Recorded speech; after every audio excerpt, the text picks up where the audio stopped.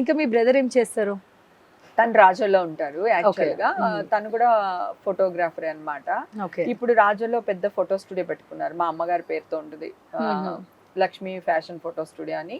Photo studio, lab, తర్వాత flexi studio, flexies అన్ని అన్నమాట. ఒక 3 floors బిల్డింగ్ తనే కొనుక్కుని తను మొత్తం ఇన్వెస్ట్ చేసుకుని పెట్టుకున్నాడు. ఇప్పుడు రాజోల్లో టాప్ మోస్ట్ ఇది తమ్ముడిదే అన్నమాట.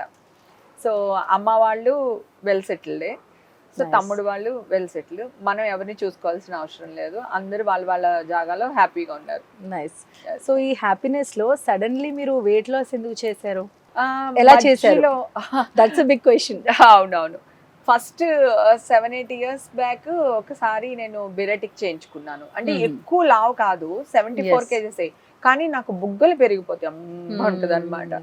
సో అందుకని బిరెటిక్ చేయించుకున్నాను. చేయించుకున్నప్పటి నుంచి నేను ఎక్కువ తినను, అది అలా మెయింటైన్ చేస్తూ వచ్చాను. నాతో చేయించుకున్న వాళ్ళందరూ ఇలా అయిపోయారు. సో నేను అవ్వలా. నేను నా బ్రెయిన్ చెప్తుంది ఇంకా చాలు నువ్వు ఆపేసేయని. నేను వెంటనే మాట వింటా. ఎక్సర్సైజ్ ఏం చేస్తారు? మీ రొటీన్ ఏంటి? మనసు చెప్పింది పెద్దగా వినను, బ్రెయిన్ తోనే ఎక్కువ వెళ్తాను. చాలా ప్రాక్టికల్ గా ఆలోచిస్తారు. ప్రాక్టికల్, బ్రెయిన్ చెప్పింది వింటాను. తర్వాత జిమ్ గట్టిగా చేసేదాన్ని నేను.